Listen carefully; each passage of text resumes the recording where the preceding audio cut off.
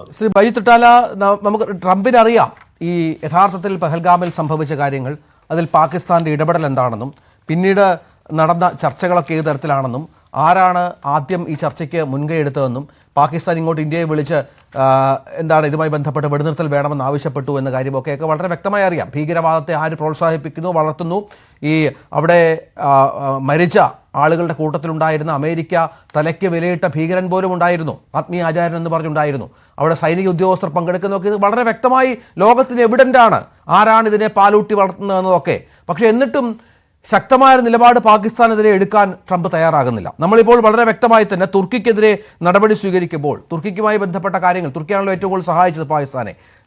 അസർബൈജാനെതിരെ നമ്മൾ അത്തരത്തിലുള്ള ചില കാര്യങ്ങൾ പങ്കുവെക്കുമ്പോൾ തുർക്കിക്ക് വീണ്ടും ആയുധങ്ങൾ കൊടുക്കുകയാണ്. $225 മില്യൺ മിസൈലുകൾ അടക്കമാണ് വിൽക്കുന്നത്.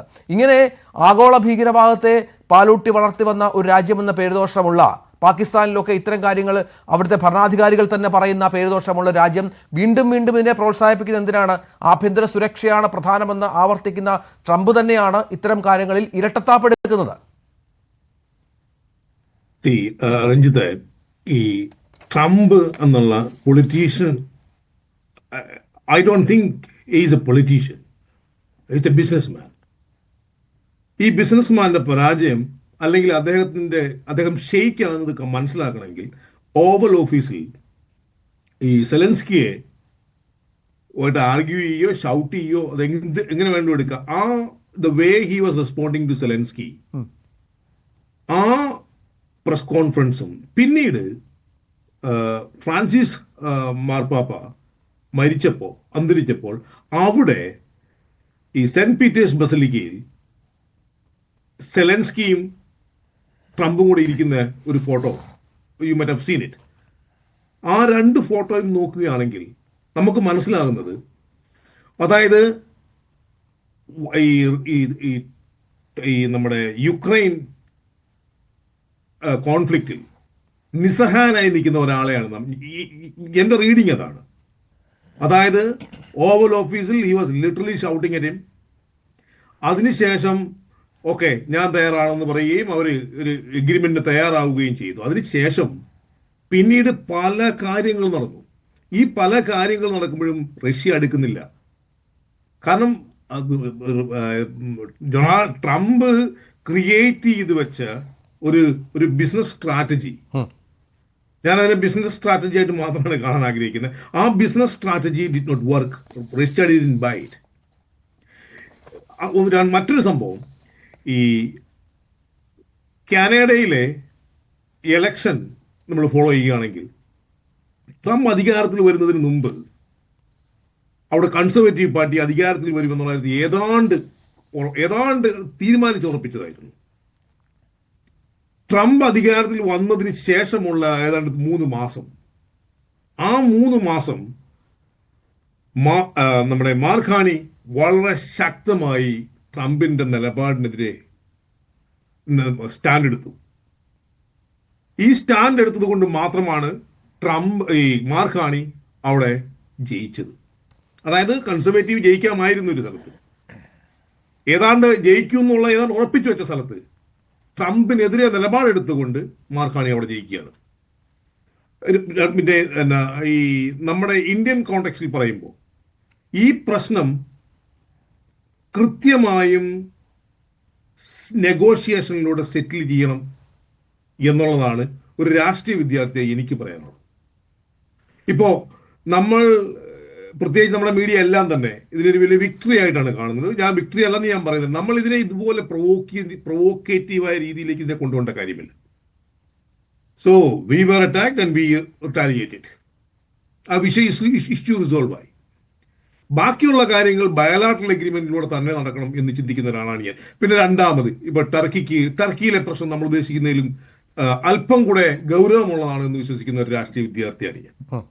കാരണം സിറിയയിൽ ഈ നമ്മുടെ കുർദിഷ് ഫടന്മാർ ഏതാണ്ട് 40 വർഷമായിട്ട് അവർ സെപ്പറേറ്റിസ്റ്റ് ആണ്. ആ സെപ്പറേറ്റിസ്റ്റ് ആയിട്ടുള്ള ആ ആർമി, അല്ലെങ്കിൽ അവരെ വിളിച്ചുകൊണ്ട് സെപ്പറേറ്റിസ്റ്റ് എന്നാണ്, ഏതാണ്ട് 40 വർഷമായിട്ട് അവരുടെ ഡൊമിനൻസിന് വേണ്ടി, അവരുടെ എക്സിസ്റ്റൻസിന് വേണ്ടിയോ അല്ലെ അവരുടെ രാജ്യത്തിന് വേണ്ടിയോ അവരുടെ ഡൊമിനൻസിന് വേണ്ടിയോ ഫൈറ്റ് ചെയ്തുകൊണ്ടിരിക്കുകയാണ്. അവരെ സെറ്റിൽ ചെയ്യുകയും അവരെ സെറ്റിൽ ചെയ്ത് ഈ നമ്മുടെ ടർക്കിഷ് ആർമിയുടെ സഹായത്തോടു കൂടി അവരെ സിറിയൻ ആർമിയിലേക്ക് ഇൻറ്റഗ്രേറ്റ് ചെയ്യുകയും അതുവഴി ആ ഇൻറ്റഗ്രേഷനിലൂടെ UN ഫോഴ്സ് അവിടെ ഉള്ളത്, അമേരിക്കയുടെ ഫോഴ്സ് ഉള്ളത് മുഴുവൻ വിഡ്രോ ചെയ്യുകയും അവിടുത്തെ ഇൻറ്റഗ്രേഷൻ ഇവരെ ഏൽപ്പിക്കുക എന്നുള്ളതാണ് ട്രംപ് ഇപ്പോൾ കണക്കാക്കുന്ന ആണെന്നുള്ളതാണ് എൻ്റെ ഒരു റീഡിങ്. പക്ഷേ ഇത് എത്ര കണ്ട് സക്സസ് ആകും എന്നുള്ള കാര്യത്തിൽ എനിക്ക് സംശയമുണ്ട്. അതായത് ചുരുക്കം പറഞ്ഞാൽ സിറിയ അമേരിക്കയുടെ കയ്യിൽ ഇരിക്കാനുള്ള ഒരു അറേഞ്ച്മെന്റിലേക്ക് മൂവ് ചെയ്യുന്നത് പോലെ നമുക്കിത് ഈ കളി മുഴുവൻ ഇരുന്ന് കാണുമ്പോൾ മനസ്സിലാവും. എന്റെ റീഡിംഗ് ആണ് കേട്ടോ.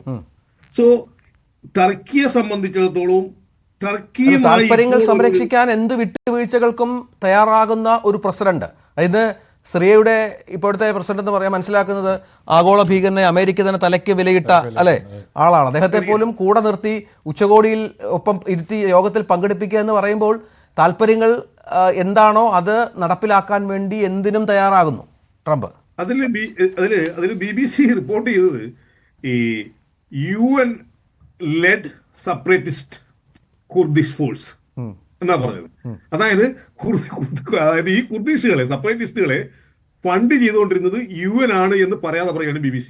ഞാൻ BBC കോട്ട് ചെയ്ത് ഞാൻ പറയുന്നതല്ല.